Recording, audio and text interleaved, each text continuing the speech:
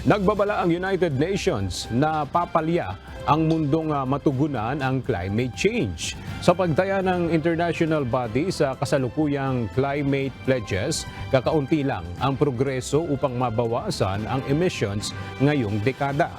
Sa ulat na inilabas ng United Nations Climate Change Organization, walang ginagawang sapat na urgency upang mabawasan ang greenhouse gas emissions. At sa patuloy na pagtaas ng temperatura, pinaniniwala ang magiging pinakamainit na taon sa human history ang 2023.